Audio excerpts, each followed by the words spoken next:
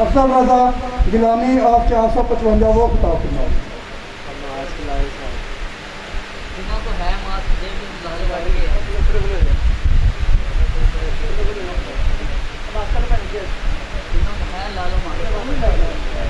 بآواز بلندر صلوات۔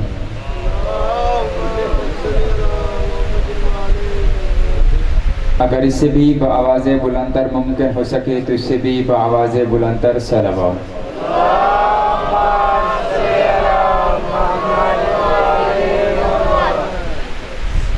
اجازت ہے جنہوں کو شروع کریں۔ اعوذ باللہ من الشیطان اللعین الرجیم، بسم اللہ الرحمن الرحیم، الحمدللہ رب العالمین والعاقبۃ للمتقین والجنۃ للمؤمنین والنار للکافرین والمنافقین، الصلاۃ والسلام علی سید الانبیاء والمرسلین، خاتم لما سبق من فاتح لمن غلق، المحنن الحق بالحق، ابو القاسم محمد۔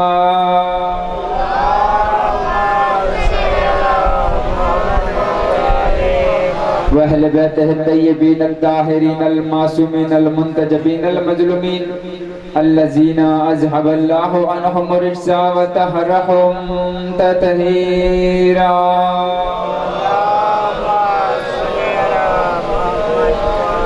ولعنة الله على أعدائهم وغاصب حقوقهم ومنكر فضائلهم ومصائبهم وولايتهم أجمعين، اما بعد فقد قال اللہ تعالی وبارک فی قرآن المجید و فرقان الحمید، بسم اللہ الرحمن الرحیم، قل هو اللہ احد، بآواز بلندر صلوات۔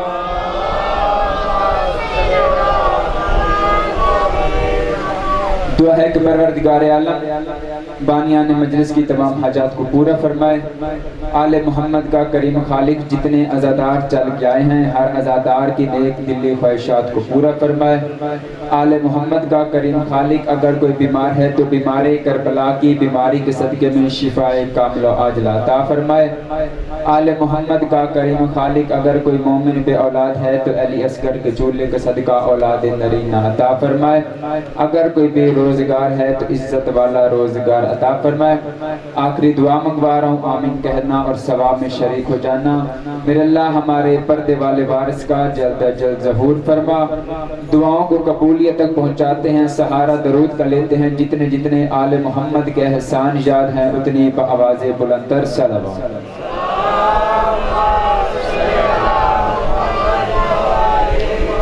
حضرات ذی وقار، محبان آل اطہار، شیعان حیدر قرار، برادران اہل سنت، ساکنان بزم معرفت، سرمستانہ میں قدع ولایت، میری گفتگو کا مرکز و محور وہ ذات ذی وقار ہے کہ جو کائنات میں سب سے علی ہے۔ آل محمد تمہیں سلامت و بادشاہت رکھیں، کوئی لمبی چوڑی گفتگو نہیں ہونی۔ میں نے آپ کے سامنے قرآن مجید فرقان حمید کی ایک آیت تلاوت فرمانے کا شرف حاصل کیا ہے، بس آپ نے توجہ تھوڑی سی میری طرف کرنی ہے۔ اللہ قرآن میں فرما رہا ہے، اے حبیب کہہ دیجئے کہ اللہ ایک ہے، کہہ دیجئے کہ اللہ ایک ہے۔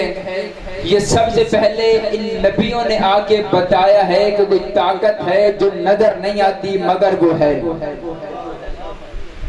اگر آپ توجہ کرو گے تو پھر لطف آئے گا، پڑھنا بس 15 منٹ ہی، ایسے زیادہ نہیں۔ سب سے پہلے نبیوں نے آ کے بتایا کوئی ایک طاقت ہے جو نظر نہیں آتی مگر وہ ہے۔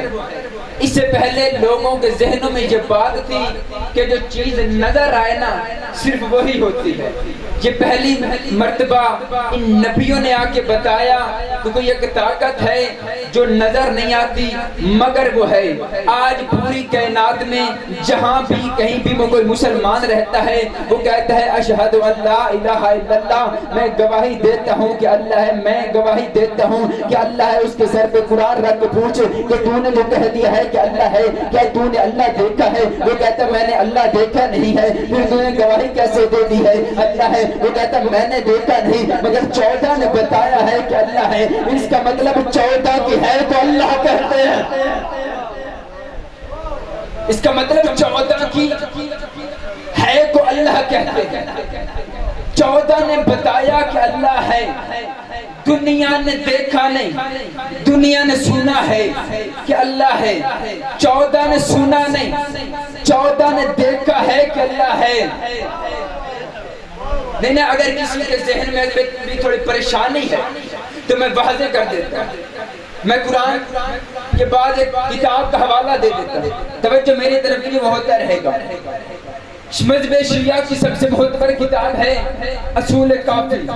تو یہ 100-200 سال پرانی کتاب نہیں ہے، بلکہ آج سے 1200 سال پرانی وہ کتاب ہے، اور ہمارے مدرسوں میں آج بھی وہ پڑھائی جاتی ہے.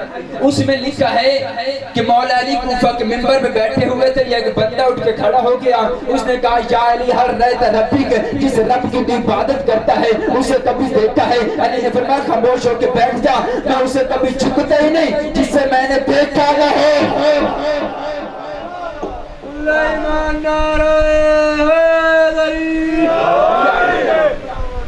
میں اسے جھکتا ہی نہیں جسے میں نے دیکھا نہ ہو.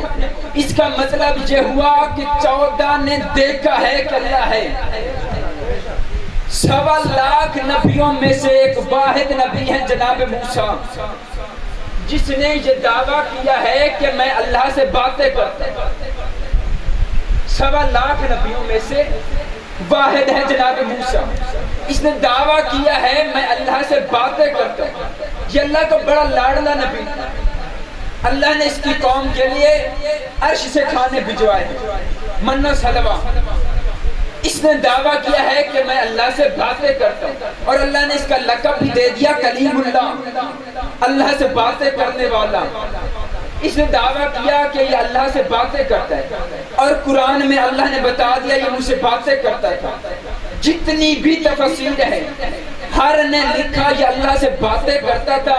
کوئی شجر تھا جس کے قریب موسیٰ جاتے تھے، اس شجر سے آواز آتی تھی. موسیٰ کو پتہ چل جاتا تھا کہ یہ آواز اللہ کی آواز ہے، یہ آواز اللہ کی آواز ہے. کسی نے نہیں لکھا وہ شجر کون سا تھا، وہ درخت کون سا تھا جس سے اللہ کی آواز آتی تھی.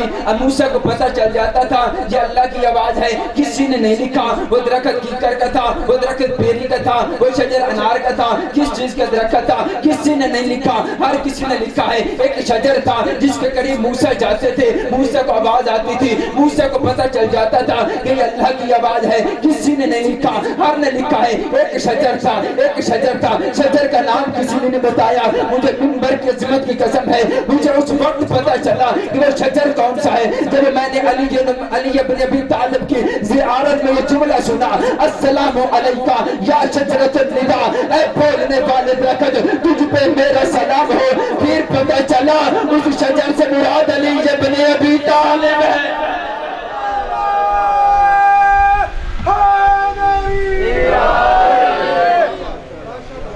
جب اس زیارت میں جملہ سنا پھر پتہ چلا اس شجر سے مراد علی ابن ابی طالب ہے. اچھا اللہ شجر سے بولے، مولوی کو اعتراض نہیں، اللہ علی سے بولے. اللہ مولوی اب اس اعتراض نہیں کرتا کہ درخت سے بول رہا، شجر سے بول رہا. جیسے تو علی سے بولا فوراً اعتراض. اس کا مطلب ہے کہ 14 نے دیکھا ہے. جب یہ جملہ میں نے سنا پھر قرآن کی ایک اور آیت نے سر اٹھایا. قرآن نے کہا، اللہ نے آدم سے کہا تھا اے آدم اس شجر کے قریب نہ جانا، اے آدم اس شجر کے قریب نہ جانا. اگر اس شجر کے قریب جائے گا تو کیا ہوگا؟ تو ظالموں میں سے ہو جائے گا. اس کا مطلب وہاں بھی مراد درخت نہیں، وہاں بھی مراد علی ہے. اللہ کہنا یہ چاہتا تھا کہ اے آدم علی جیسا ہونے کی جرت نہ کرنا، علی جیسا ہونے کی جرت نہ کرنا. 14 نے سنا نہیں، 14 نے دیکھا ہے کہ اللہ ہے. پھر انہوں نے اس دیکھے ہوئے کو سجدہ کیا، پھر ان کو دیکھ کے کائنات نے سجدہ کیا. جب انہوں نے سجدہ کیا تو پھر پوری دنیا نے سجدہ کیا. انہوں نے کہا کہ اللہ ہے تو پھر پوری دنیا نے کہا کہ اللہ ہے. اس کا مطلب 14 نے دیکھا ہے سنا نہیں. چلو میں اور آسان.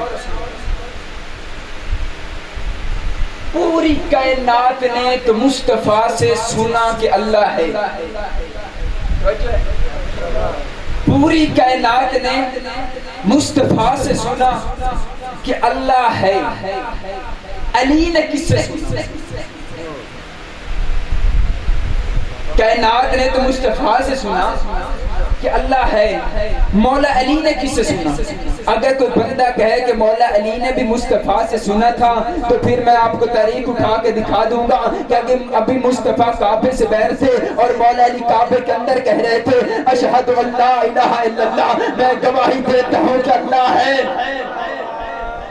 ابھی مصطفیٰ کعبے سے باہر تھے اور مولا علی کعبے کے اندر کہہ رہے تھے وَأَشْهَدُ أَنَّ محمد رسول اللہ. یہ تو کعبے کے باہر کھڑا ہے یہ اس کا رسول ہے.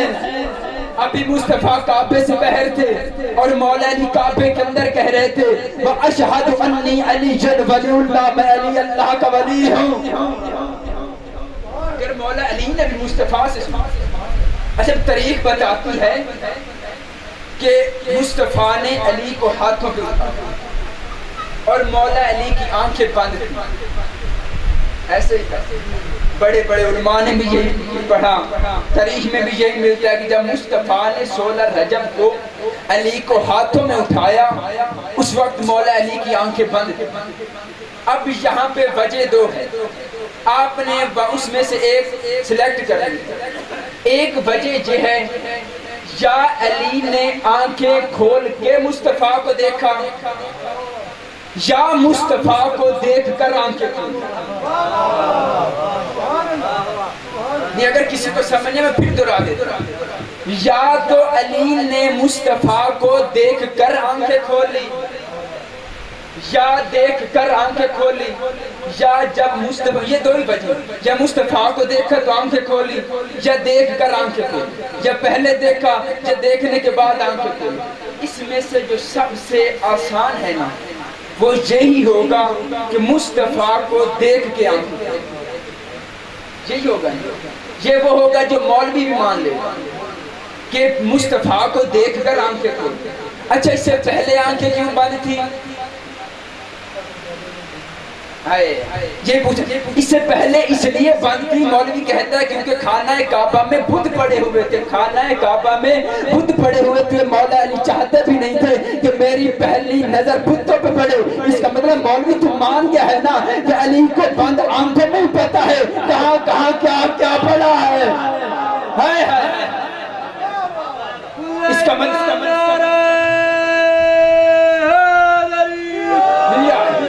مطلب مولوی مان گیا کہ علی کو بند آنکھوں میں بھی پتا ہے کہ کہاں کہاں کیا کیا پڑا ہے. علی کی آنکھیں بند تھی، علی نبی کے ہاتھوں پہ آ گئے. علی کو پتا چل گیا یہ ہاتھ بھی مصطفیٰ کے ہیں. علی کو پتا چل گیا یہ بند آنکھوں میں چہرہ بھی مصطفیٰ کا ہے، یہ ہاتھ بھی مصطفیٰ کے ہیں، یہ چہرہ بھی مصطفیٰ کا ہے. اس کا مطلب تو مان گیا ہے نا کہ علی کو دیکھنے کے لیے آنکھوں کی ضرورت نہیں ہے. علی کو دیکھنے کے لیے آنکھوں کی ضرورت نہیں ہے. جب یہ بات آئی نا پھر قرآن نے مہر تصدیق ثبت کر دیا. قرآن کہتا ہے کہ میں وہ ہوں جسے دیکھنے کے لیے آنکھوں کی ضرورت نہیں ہے. دعوے سارے اس کے. بس آخری فضائل کا جملہ اور ایک جملہ میں دعوے سارے اس کے تھے، پورے یہ کرتے. دعوے اس کے تھے پورے یہ کرتے. اور آسان اس کے پاس ارادہ تھا، جسم نہیں تھا. اس کے پاس ارادہ تھا، جسم نہیں تھا. 14 کے پاس جسم تھا، ارادہ نہیں تھا. اس کے پاس ارادہ تھا، جسم نہیں تھا. ان کے پاس جسم تھا، ارادہ نہیں تھا. اس نے اپنا ارادہ ان کے جسم میں رکھا. اس نے اپنا ارادہ اس کے جسم میں رکھا، اس کا مطلب راضی یہ ہوتے تھے، وہ کہتا ہے میں راضی ہو گیا ہوں۔ بیعت یہ کرواتے تھے، وہ کہتے میں نے بیعت کروائی ہے۔ پتھر یہ مارتے تھے، وہ کہتے میں نے پتھر مارے ہیں۔ جو کام یہ کرتے تھے، وہ کہتے میں کام کرتا ہوں۔ اس کا مطلب راضی ہونا، ناراض ہونا، یہ دو کیفیتیں ہیں۔ جو کبھی راضی ہوتا ہے وہ کبھی ناراض بھی ہوتا ہے، جو راضی ہوتا ہے وہ کبھی ناراض بھی ہوتا ہے، اور جو ایک کیفیت سے دوسری کیفیت میں چلا جائے وہ 14 کہ ہاں اللہ نہیں ہوتا۔ اس کا مطلب راضی بھی یہ ہوتے ہیں، ناراض بھی یہ ہوتے ہیں، راضی بھی یہ ہوتے ہیں، ناراض بھی یہ ہوتے ہیں۔ اس کا مطلب یہ ہوا کہ رضی اللہ سجدے کرنے سے نہیں بنتا، 14 کو راضی کرنے سے بنتا۔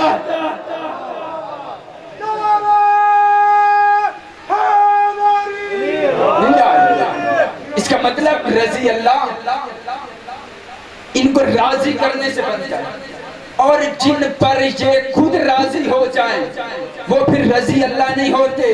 حسین نے حربی علیہ السلام کر دیا، حسین نے جون بھی علیہ السلام کر دیا، حسین نے زہیر بھی علیہ السلام کر دیا، حسین نے کین بھی علیہ السلام کر دیا۔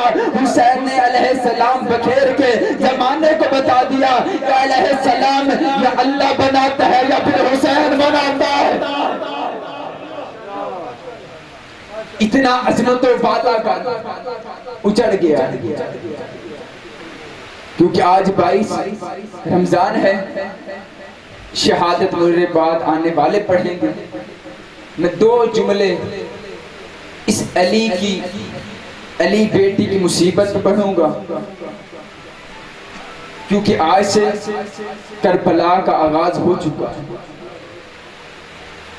دنیا کہتی ہے کہ یکم رمضان سے کربلا کا آغاز نہیں، کربلا کا آغاز اس دن سے ہو گیا تھا جب بطول کے دروازے پر آگ لے کے آئے تھے مسلمان۔ جب علی کی بیٹی واپس آئی ہے نا، شام کی قیدیں نبھا کے نانا کے روزے پہ آ کے کھڑی ہے، دروازے کو پکڑ کے کافی دیر سسکیاں لے لے کے علی کی بیٹی روتی رہی۔ کافی دیر کے بعد علی کی بیٹی نے پہلا جملہ کہا۔ علی کی بیٹی کہتے ہیں نانا نانا نانا اٹھ دیکھنا، میں تیری وہی زینب ہوں۔ نانا اٹھ دیکھ تیرا دین بچ گیا ہے، نانا میرا گھر اجڑ گیا ہے، نانا تیری اذان بچ گئی ہے، نانا میرا مؤذن کربلا میں مارا گیا ہے، نانا تیری نماز بچ گئی ہے، نانا میرا نمازی کربلا میں سو گیا ہے۔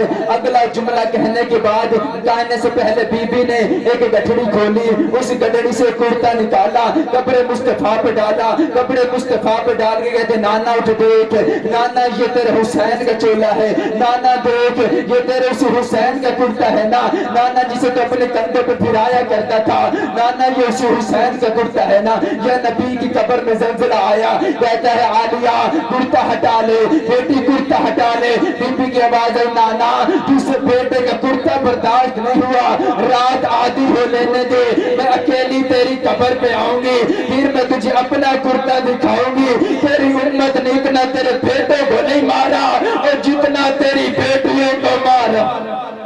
اللہ اللہ